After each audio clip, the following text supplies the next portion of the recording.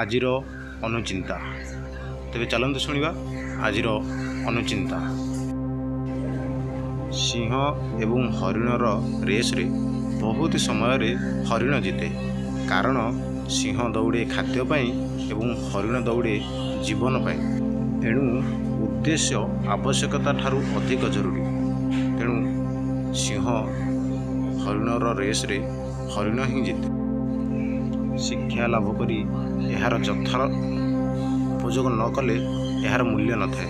ଏଣୁ କାଗଜପତ୍ରର ସାର୍ଟିଫିକେଟ୍ ପାଇଁ ବ୍ୟସ୍ତତାର କୌଣସି ମୂଲ୍ୟ ନାହିଁ।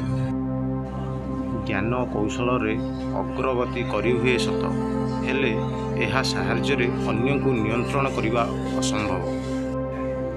ଭୁଲ ହିଁ ହେଉଛି ମଣିଷର ପ୍ରକୃତ ଶିକ୍ଷକ।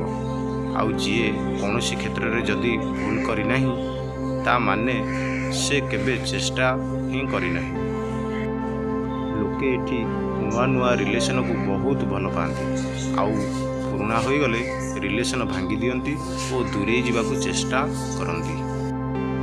ଶୁଭ ସକାଳ, ଦିନଟି ଆପଣଙ୍କ ପାଇଁ ମଙ୍ଗଳମୟ ହେଉ। ଜୟ ଜଗନ୍ନାଥ, ନମସ୍କାର।